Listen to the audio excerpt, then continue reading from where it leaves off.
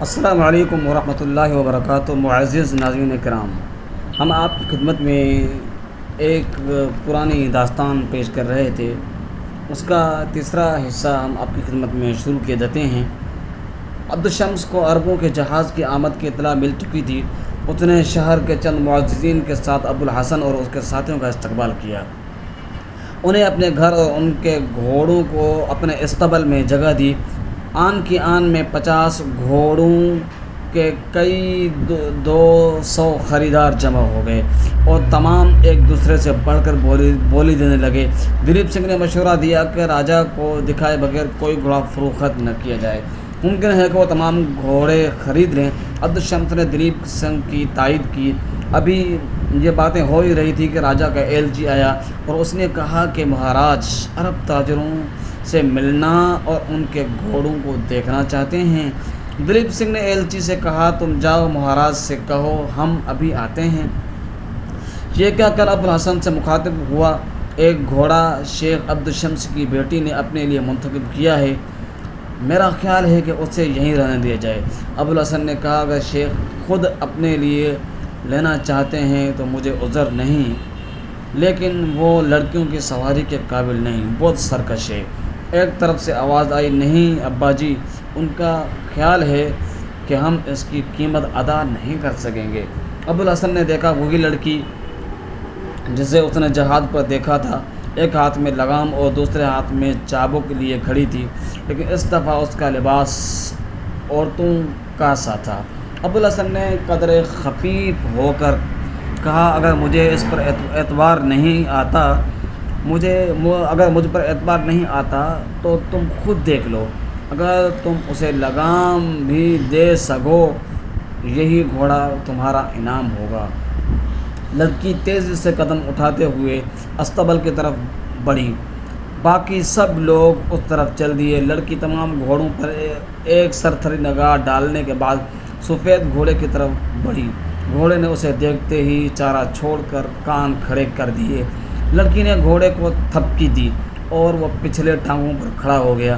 اسے دیکھ کر دوسرے گھوڑے رسیاں توڑانے لگے۔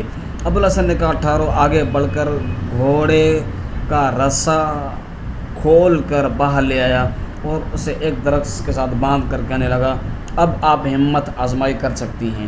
لڑکی نے اچانک آگے بڑھ کر ایک ہاتھ سے گھوڑے کا نچلا جبڑا پکڑا اور دوسرے ہاتھ سے زخمی درندے کی طرح تڑپتے اچھلتے اور کودتے ہوئے جانوروں کے منہ میں لگام ٹھونس دی۔ تماشائیوں نے حیرانی پر قابو نہ پایا تھا کہ اس نے رسا کھولا اور گھوڑے کی پیٹھ پر سوار ہو گئی۔ گھوڑا چند بار سیخ پا ہونے کے بعد چھلانگیں لگاتا ہوا مکان سے باہر نکل گیا۔ شیخ عبدالشمس نے فخریہ انداز میں کہا، عرب کی گھوڑیوں نے ایسا گھوڑا پیدا نہیں کیا جس پر سلمہ سواری نہ کر سکتی ہو۔ مجھے افسوس ہے کہ آپ شرط ہار گئے، لیکن اطمینان رکھیے کہ آپ کو اس کی پوری قیمت ادا کی جائے گی۔ ابوالحسن نے جواب دیا، یہ شرط نہ تھی، یہ انعام تھا اور انعام کی قیمت نہیں لی جاتی۔ خوش قسمت ہے وہ گھوڑا جسے ایسا سوار مل جائے۔ راجا دیکھنے سے پہلے ہی تمام گھوڑوں کو خریدنے کا فیصلہ کر چکا تھا۔ شاہی خزانے سے جو قیمت ادا کی گئی وہ عربوں کی توقع سے کہیں زیادہ تھی۔ راجا نے ابوالحسن سے عربوں کے نئے دین اور ان کی فتوحات کے متعلق سوالات کیے۔ دلیپ سنگھ نے ترجمانی کے فرائض سر انجام دیے۔ ابوالحسن نے تمام سوالات کا جواب دینے کے بعد دین اسلام کے ہر پہلو پر روشنی ڈالی۔ راجا نے اسلام کی بہت سی خوبیوں کا اعتراف کرنے کے بعد ابوالحسن سے دوبارہ ملاقات کا وعدہ کر لیا اور اسے رخصت کیا۔ جب ابوالحسن اپنے میزبان کے گھر واپس پہنچا تو اسے معلوم ہوا کہ سلمہ ابھی تک واپس نہیں آئی اور عبدالشمس چند آدمیوں کے ہمراہ اس کی تلاش میں جا چکا ہے۔ ابوالحسن نماز ظہر ادا کرنے کے بعد پریشانی کی حالت میں مکان کے صحن میں ٹہل رہا تھا۔ سفید گھوڑا بے تحاشا بھاگتا ہوا اندر آیا، گھوڑے کی لگام بھی غائب۔ ابوالحسن نے اپنے ساتھیوں کی طرف دیکھ کر کہا، خدا معلوم اسے کیا ہوا، یہ گھوڑا سرکش ضرور ہے لیکن گرے ہوئے سوار کو چھوڑ کر آنے والا نہیں ہے۔ لگام پاؤں کے نیچے آ کر ٹوٹ سکتی ہے لیکن اس کا گر پڑنا ممکن نہ تھا۔ میں چاہتا ہوں ابوالحسن نے شیخ عبدالشمس کے خادم سے دوسری لگام منگوا کر گھوڑے کو دی اور ننگی پیٹھ پر سوار ہو کر مکان سے باہر نکلا۔ گھوڑے کو اسی کی مرضی پر چھوڑ دیا۔ گھوڑے کی رفتار ظاہر کرتی تھی کہ اسے بہت زیادہ کام دیا جا چکا ہے۔ گھوڑا چند کوس گھنے جنگل میں گزرنے کے بعد ایک ٹیلے پر چڑھا اور ایک آبشارے کے قریب پہنچ کر رک گیا۔ اسے اوپر جانے کا کوئی راستہ نہ تھا۔ کچھ دیر ادھر ادھر دیکھنے کے بعد ابوالحسن گھوڑے سے اترا اور اسے ایک درخت کے ساتھ باندھ کر سلمیٰ کو آوازیں دینے لگا۔ دیر تک تلاش کرنے کے بعد وہ تھک کر آبشارے کے قریب ایک پتھر کے کنارے بیٹھ گیا۔ شام ہونے کو تھی۔ ابوالحسن نے عصر کی نماز ادا کی اور پھر ایک دشوار گزار راستے سے اس مقام تک پہنچا جہاں سے پہاڑی ندی کا پانی ایک آبشارے کی شکل سے نیچے گرتا تھا۔ سلمیٰ چند قدم فاصلے پر ندی کے کنارے ایک درخت کے نیچے لیٹی ہوئی تھی۔ ابوالحسن کی نظر اس پر پڑی۔ اس وقت پڑی جب ایک 3-4 گز لمبا آدمی کی ران کے برابر موٹا اژدہا گھاس میں سے سرکتا ہوا اس سے قریب پہنچ رہا تھا۔ ابوالحسن سلمیٰ کہتا ہوا بھاگا اور اس کا بازو پکڑ کر گھسیٹتا ہوا چند قدم دور لے گیا۔ سلمیٰ نے ہلکی سی چیخ کے ساتھ آنکھیں کھولیں۔ اژدہا شکار کو جاتا ہوا دیکھ کر پھنکارتا ہوا لپکا۔ اتنی دیر میں ابوالحسن نیام سے تلوار نکال چکا تھا۔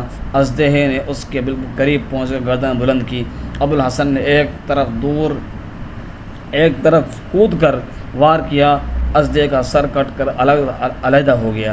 ابوالحسن نے ندی کے پانی سے تلوار صاف کرتے ہوئے کہا، تم بہت بے وقوف ہو۔ یہ کون سی جگہ ہے سونے کی؟ سلمیٰ ابھی تک دہشت زدہ ہو کر کانپ رہی تھی۔ وہ بولی، میں تھک کر یہاں بیٹھ گئی تھی اور اونگتے نہ جانے کس وقت لیٹ کر سو گئی۔ میں یہاں کئی بار آ چکی ہوں لیکن ایسا اژدہا کبھی نہیں دیکھا۔ آپ پہنچ گئے ورنہ یہ اژدہا اس طرح تڑپنے کی بجائے مجھے نگل رہا ہوتا۔ یہاں آپ کیسے پہنچے؟ تم جانتی ہو میں یہاں کیسا پہنچا ہوں؟ تم یہ بتاؤ کہ تم نے یہاں پہنچ کر گھوڑا کیوں چھوڑ دیا؟ سلمیٰ نے مسکراتے ہوئے جواب دیا، میں نے کب چھوڑا؟ وہ مجھے گرا کر بھاگ گیا تھا۔ ابوالحسن نے تھک لہجے میں کہا، معلوم ہوتا ہے کہ تمہاری تربیت بہت ناقص ماحول میں ہوئی ہے، اسی لیے اخلاق کا معیار وہی ہونا چاہیے جو زمانۂ جاہلیت میں عربوں کا تھا، لیکن وہ بھی ہزار برائیوں کے باوجود مہمان سے جھوٹ بولنا ایک گھناؤنا فعل خیال کرتے تھے۔ اور اس گھوڑے کو خالی واپس آتا دیکھ کر مجھے یہ یقین نہیں آتا کہ یہ تمہیں گرا کر بھاگ آیا ہے۔ اس کی تربیت میرے استبل میں ہوئی ہے۔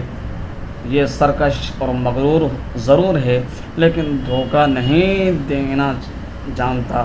سچ بتاؤ، تم نے اپنے ہاتھوں سے اس کی لگام نہیں اتاری اور اسے ڈرایا دھمکا کر واپس نہیں بھیجا؟ سلمیٰ نے آنکھیں جھکاتے ہوئے جواب دیا، اگر آپ برا مانتے ہیں تو میں وعدہ کرتی ہوں آئندہ کبھی جھوٹ نہیں بولوں گی۔ تم میں بہت سی ایسی باتیں ہیں جنہیں میں برا سمجھتا ہوں، انہیں ہر مسلمان برا جانے گا۔ فرض ہے آپ نے تو آج میری جان بھی بچائی ہے۔ آپ چاہیں تو میں ہر عادت بدلنے کے لیے تیار ہوں، آپ کی خوشنودی کے لیے میرا فرض ہے، اور آپ نے تو آج تو میری جان بھی بچائی ہے۔ تمہیں مجھے خوش کرنے کی ضرورت نہیں ہے، میں چاہتا ہوں تمہارا خدا تم سے خوش ہو۔ تمہیں صرف وہ چیز پسند کرنی چاہیے جو اسے پسند ہو، ہر اس چیز کو ناپسند کرنا چاہیے جو اسے ناپسند ہو۔ خدا کو عورتوں کی نیم عریان لباس میں مردوں کے سامنے جانا پسند نہیں ہے۔ سلمیٰ نے جواب دیا، لباس تو میں نے آپ کے کہنے سے تبدیل کر لیا ہے۔ ابوالحسن نے کہا، لباس سے زیادہ دل کی تبدیلی کی ضرورت ہے۔ خیر اب باتوں کا وقت نہیں، شام ہو رہی ہے، تمہارے والد بہت پریشان ہوں گے، وہ گھوڑے کے پہنچنے سے پہلے ہی تمہاری تلاش میں نکل گئے تھے۔ چاندنی رات میں ابوالحسن اور سلمیٰ جنگل کو عبور کر رہے تھے۔ سلمیٰ گھوڑے پر سوار تھے، ابوالحسن باغ تھامے آگے چل رہا تھا۔ راستے میں سلمان نے ابوالحسن کے بحری سفر اور اس کے خاندان اور اس کے ساتھیوں کا متعلق سوالات کیے، لیکن اس کی توقع کے خلاف ابوالحسن کی بے اعتنائی بڑھتی گئی۔ سلمہ پریشان بھی تھی اور نادم بھی۔ بالآخر اس نے کہا، آپ کو میری وجہ سے تکلیف بہت ہوئی، میں معافی چاہتی ہوں۔ آپ مجھے سزا دے لیں لیکن خفا نہ ہوں، یہ میرا قصور تھا، مجھے پیدل چلنا چاہیے تھا، میں اتر آتی ہوں، آپ گھوڑے پر سوار ہو جائیں۔ اس دفعہ بھی اس کی توقع کے خلاف ابوالحسن نے سرد مہری سے جواب دیا، اگر مجھے اس بات کا خدشہ نہ ہوتا تم ایک عورت ہو اور کوئی درندہ تمہیں کھا جائے گا تو میں یقیناً اس وقت تمہارے ساتھ چلنا گوارا نہ کرتا۔ سلمہ شکست خوردہ سی ہو کر تھوڑی دیر خاموش رہی، پھر بولی، اگر وہ اژدہا مجھے نگل جاتا تو آپ کو اس بات کا افسوس ہوتا۔ یہ صرف تمہارے لیے ہی نہیں، میرے سامنے اگر وہ کسی کو بھی ہلاک کرتا تو مجھے اس قدر افسوس ہوتا۔